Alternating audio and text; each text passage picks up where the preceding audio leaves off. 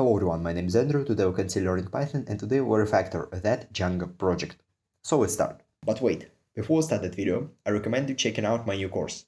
There are lots of errors, lots of mistakes that many programmers make, and I decided to create a new course that sums up all of these errors, all of these mistakes, and gives you real solutions on how you can improve your code, improve your structure, your business, your company, and so on.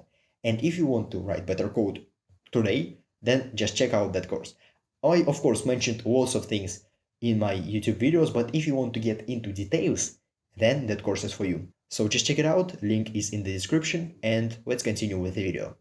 Once again, today we'll refactor that Django project and a little bit of backstory. So that project was sent to be by my Telegram channel. Subscribe if you haven't subscribed yet.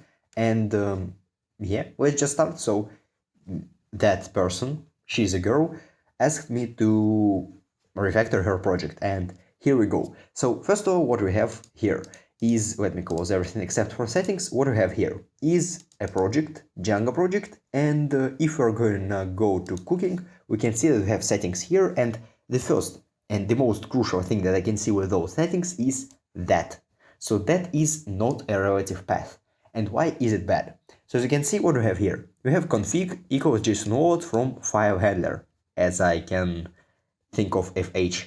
So the person is trying to get the configuration for that project, so all of the secret keys, all of the other variables from that file, from config.json. But as you can see, the path is not relative, and relative path is like dot something or base dir something, because if we don't put relative path, then our path is absolute, and any other computer except for the computer of the developer, so except for that Tanya computer, cannot access that config.json. So what is the problem? The problem is that if I put that project in production, so for example I put it on my server, then I need to manually change that path in my settings.py. We don't want that, so if you ever need to use config.json or .env, so if you ever need to use environment variables, config files, UML files or anything else, then be sure that you put a relative path. So a path that can be used by anyone. In our case, in Django, we have base dir variable that shows you your base directory. So you can use that in order to help you. Okay, so as you can see, and if you don't know why we use, as you can see now it's better because we use like dot, we can use base dir once again, but why do we need to use that config? We need to use that config to mask all of the variables, all of the secret variables like secret keys, passwords, and so on. And if you don't know about that, then you should probably watch my video on secret keys, passwords, and environment variables. But as you can see, we don't mask every variable, so we don't use config for every variable, and that is very, very bad idea. Why is that? Because as you can see, we have debug true right here, allowed host as star right there. Because if we put our debug allowed host, let me just find another variable, abdirs maybe, those variables in our config, then every time we need to change them, it will be much easier. So imagine that you need to change allowed host.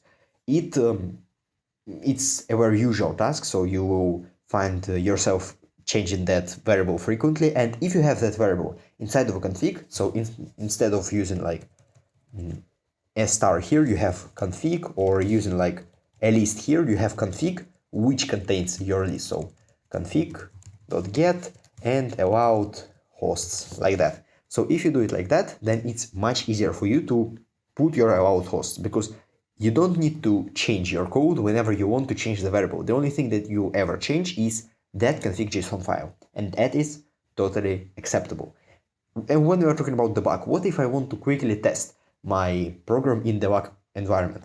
Then what I need to do is put true here. If I want to test it in my production environment, I need to put false here, so that's not good at all. And what I can do is use config get debug like that, and that will be much better, because once again I'm using a variable from config, and config can be changed whenever I want. But it's better for us not to change our code in production or in any other environment rather than in our development computer, and that's the whole idea. So put every variable that you ever need to change in your config file. Okay, and of course put every password, so user, password, host, port, or all of those things, your API keys to config to mask them from your GitHub so you don't send them to your code storage and all of that stuff. The other thing that we have with databases, and it's a very common error, not that common, but I see it frequently, is that we only mark or we only put config variables for database user and database password. So why is that a problem? Why can't we put like zombie here, host as localhost here, port as 5432 here, or anything else? If we ever want to use our databases, then we probably need to hide all the information about our database from the hacker. Because imagine that if I break that code right now, so imagine that all we have is that piece of code. And I, as a hacker, need to understand what is the database, where it is located, what's the password, and what is the user, so I can access the database and do whatever I want. I know 3 pieces of information right now. So I know that name for the database is zombie, host of the database is localhost, and port is 5432. I of course don't know user and password, but still I know 3 variables out of 5. And why is it beneficial for me as a hacker, and it's a very, very big setback for you as a programmer? Because if I would put all of the variables inside of my config file, config get db name and so on, then I would not know that my database is called zombie. It's located on localhost with port 5432. Because imagine that I don't know where the database is located, because every variable is inside of a config. Then it's much better, because once again, we give as little information as possible. If you, once again, will ever need to change your database, then it's easier to change it with config. That's the first reason to use environment variables, configuration, and all that stuff, not use just hard-coded value as your name, host, password, or anything else. And the second advantage is that you give as little information as possible, because if I use it like that, dbhost, then okay, you know that my database is called zombie. You know that we have port 5432, but you don't know where the database is located. Because if I put localhost, then as a hacker, I don't need to look for any other server with a database. I don't need to look for any other address on my network. The only thing that I need to look for is my local computer, because I know that, okay, for that specific project, my database is located in the place where my code runs. So that will be much easier for me to hack that code as a hacker if I know the name of the database, the host, and the port of the database. And of course, if you ever need to change it, for example, to db.com or to 123, then it will be much easier for you to change that value if you would have your variable inside of a config. So db host, like that. So put all the variables in databases in a config, and all the other variables that you ever change. For example, avs file override. What if you want to overwrite our files?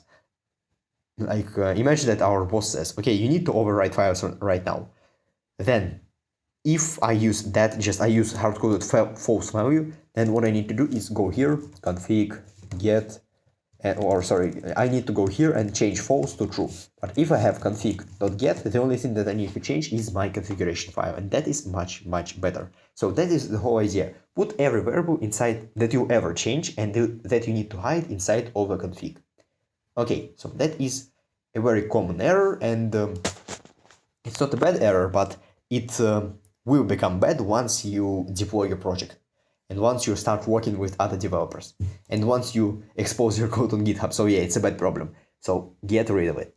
But the worst thing in that project is that we have bad structure. So what do I mean by bad structure? Django allows you to build your whole project and split it inside very small apps, very small, medium, or even big apps. But the main idea is that when you build your Django project, you have applications, so you have apps, Django apps. And what that allows you to do?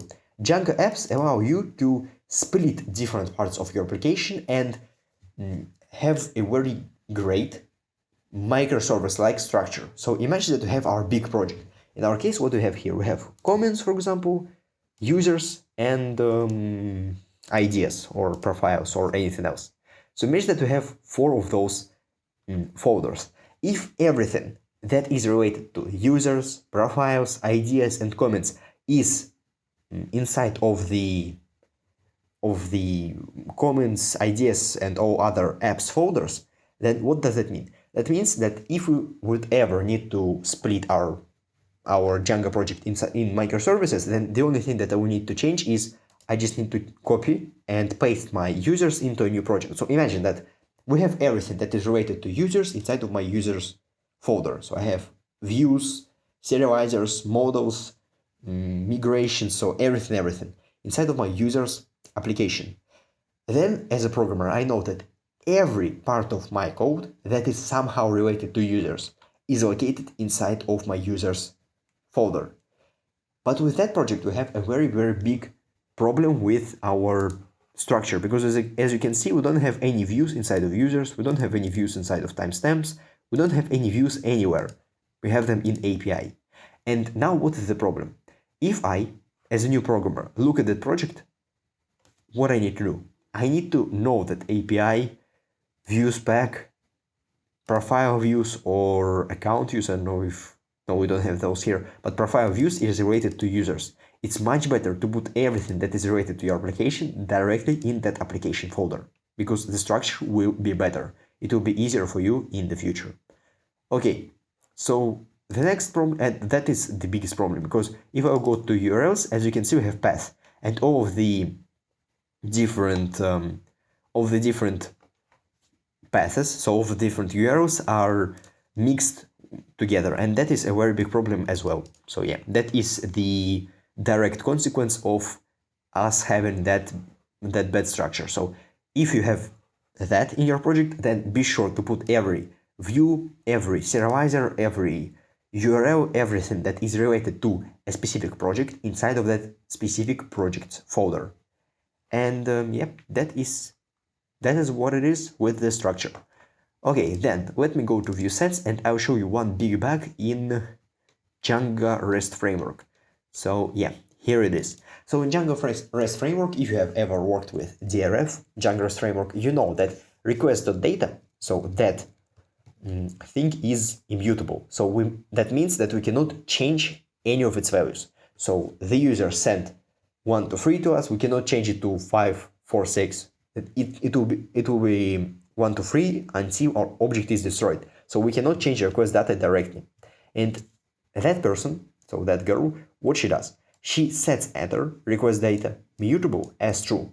So that is not only for Django REST framework, but for every part of every application, even if it's not written in Python. So what we have here, request data is set as a mutable argument. And as you can see, we have an underscore. And underscore in Python means that you should never, ever touch that property yourself. So if you develop like an addition for that variable, or an addition for that library, so an addition for REST framework library, if you develop a new framework, if you develop directly inside of REST framework, then of course you can change mutable. But if you write a code that works in another scope, so in our case mutable is a scope of request data, but we work in view, then you should never ever touch a variable that starts with an underscore, because once again in Python that is a protected variable. That is the same as, for example, using private variable directly, private variable from another class, from another function, from another method in Java, for example. Of course you can't do it, because Java has very strict rules on encapsulation in object-oriented programming. So if a variable is private, we cannot change it. But in Python, it's only an agreement. That agreement works perfectly, because every programmer knows that you should never touch that variable, because it's a mutable variable. There is a way out. There is a way, and I'll show it to you. But if the programmer does not know about that, then we have those problems. And what is actual problem with that? The actual problem is that that mutable property can be used in any way. You don't know how that mutable property is used inside of the framework itself, inside of the library itself. And because of that, what we can do is break the logic. So imagine that that mutable request is used for post and get request, HTTP request differently. Then what do we have? we break our logic. We don't know how the Django framework or any library uses that protected variable. And because of that, we should never ever change it ourselves.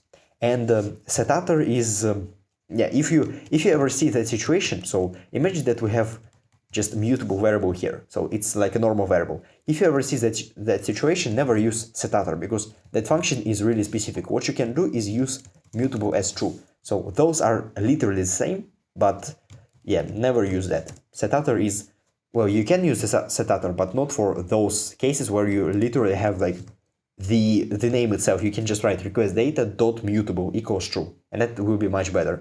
But once again, because of the underscore of mutable property, we couldn't or we can't write that piece of code because that would break our logic. And if you want to work with the Django framework and change that property or change your data object, so imagine that you have like the same situation. What you have is you need to change an object. So as you can see, request data pop, request data remove file or something else. What you can do is use request data.dict or request data and create a dictionary from that. In Django framework, it works as a dict, but what you can do in any other library, in any other framework, is just simply create a copy. And that would work perfectly because if the library forces you not to change an object, then maybe there is a reason for that. So if you really need to change that request data, just simply use .dict or create a copy. For Django framework, it will be dict, but for other cases, it can be a copy from your object, a copy from a class, or anything else. Okay, another bug that I can see here, it's not a bug, but it's like an advice. So if you have that type check, then it's better to use isInstance. So isInstance thumbnail str. So that's just an advice. So actually there is almost nothing wrong with that, but it's better to use isInstance because isInstance also checks for the children classes of our str class in that case. And yeah, type is not, well, there's almost nothing wrong, but I will not get in details in that video. Okay, so the next thing that I can see here is pip8 or pip8, how do you call it? So Python enhancement proposals. In Python enhancement proposals, we have functions in snake case, how do you call it? Well, in that case, when we have underscores. So everything in Python, almost everything except for classes, is used with an underscore. So never call your function like check tag string length. Always use underscore tag string length. Much better. Okay, so the next thing that I can see is a row response. So what is a row response? Row response is oh, sorry, I don't know if you heard anything, but row response is when you just send your raw data to the user. So what is very bad with that piece of code? As you can see, it's not that long, but what's bad with that piece of code? That piece of code just simply puts anything to your user. We don't have any formatting. And imagine that every time we send our request, we need to send like many API senders, but like, okay, true. Or we need to send like API version, or we need to somehow format and check our responses. So it's much better if every of your responses is in one format. And that's why what you can do is either use a middleware in Django, I had a video on that, or use a custom response class in every of your responses. Okay, so that is about responses. And then the worst thing that I can see here, and actually I talked about that in my course. Yeah, you can find the link in the description, my Udemy course, which is called Better Code, I think. Yeah, I changed the name many times, but I talked about that in my course, and I talked about very big and very nasty problems in programming, so yeah, you can check it out. And that is a very bad structure of your code. So why is that? Nothing is actually inherently bad with that piece of code. But what is very bad is that we work in Django REST framework. And if you have never worked with DRF before, then in DRF we have three types. We have, well, 3-4 layers for our project. And again, pip8. Yeah, formatting. What we have? We have view sets. So view sets or views. Like view is something that gets requests from your user. So in our case, we have like update, we have request, args, quarks, or anything else. Then we have serializers. And the main idea of serializers is to get your user data and serialize, convert it to a better format. But there is a but. If we use serializers, and you probably will use serializers in any of your Django projects, even if you don't have DRF, then everything that is related to data management, not management, but if you work with your data, so if you work with your body data, if you work with your request data, so in our case, we, for example, remove our thumbnail, we change some values in our data, then that should be inside of serializer. Why is that? Imagine that we need to create the thumbnail not only in our update, but in our create view. So we need to run that code twice. I use serializer here, so not I, but the person who wrote it uses serializer here. So as you can see, serializer, and it's much better to copy that code and put it directly inside of serializer.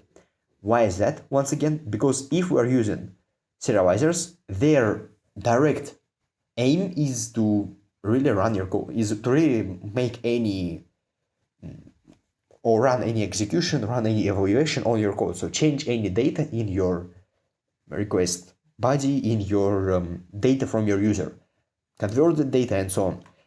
The only thing that your view should do, so the only aim of that update function is to get our request, make some calculate or run some code that is directly related to request. So that is a very, very important thing.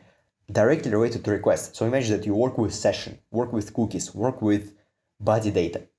But everything that is related to the data itself, so once again, in our case, we remove that request data here, then you should put it inside of the serializer, because once again, you will probably need to reuse that logic. If you don't, then still you need to put that in serializer. Maybe create a custom serializer, but everything that is related to request data should be inside of serializer. So everything that is related to body data, so to everything that, once again, related to data management, data, anything that is related to data should be in serializer. Yeah. Okay, I talked too much. And yeah, that is the whole idea. And the last thing that I want to discuss is direct database queries. Yeah, like that. Idea object annotate. So that is a very, very big problem with Django, even for senior developers. So when we're talking about, and not only in Django, but in lots of products which are related to Python. So when we're talking about databases or any kind of data source, and we run our queries directly, so like that is a direct query. Why? Because we directly use our model. Then what is very, very bad? We don't have a layer. Once again, a layer, and I explained everything in details in my video where I talked about Django problems and in my course. So if you have idea objects annotate like that, or idea objects filter get, so if you work directly with a model, and idea is, let's go right here, is, as you can see, timestamp, but timestamp is a model. If you talk, or if you work directly to a model, then what you have is a code that cannot be structured. Why is that? Because imagine that you need to change your ORM. You need to change the way your objects are, your schema is structured. So imagine that we need to change, for example, mask or null slash to false to true, or true to false, or we need to remove distinct. Then I need to change it in every place where I call my ID objects annotate. What is better is to create a separate function, which I call service. So we have like services.py, or we even have like services, then idea.py, and stuff like that. So structure services, and then have like annotate or group ideas. So it depends on your request or your query or M query. But in our case, let's call it group ideas, and you put everything inside of that function like that. So return idea objects annotate, and then the only thing that you call inside of get query set is that group ideas, and that is much better, because now all of our database related logic inside of a separate layer, which is called services or business logic layer. And once again, I explained that in my course or in my video, so I will not get into like very detailed things with the services. So if you want to see me working with them, or if you want to see anything else which is related to Django refactoring, then just write it down in the comments. If you want me to continue refactoring that project, write it down in the comments as well. If you have your own projects that you want me to refactor, write it down in the comments. Leave a like, subscribe to my channel. Of course, if you want to work with me, you can write me an email. My email is in the description. And yeah, that's actually everything I have for today. So we refactored that simple Django project. Of course, there are still lots of things like those which we can refactor, like those mutual true false. Well, yeah. Okay, so there are lots of things that we can refactor, but I explained the most common and the most frequent errors of any Django developer. So yeah, thank you for watching, subscribe to my channel, and good luck. But wait, before I start that video, I recommend you checking out my new course. There are lots of errors, lots of mistakes that many programmers make, and I decided to create a new course that sums up all of these errors, all of these mistakes, and gives you real solutions on how you can improve your code, improve your structure, your business, your company, and so on. And if you want to write better code today, then just check out that course. I, of course, mentioned lots of things in my YouTube videos, but if you want to get into details, then that course is for you. So just check it out, link is in the description, and let's continue with the video.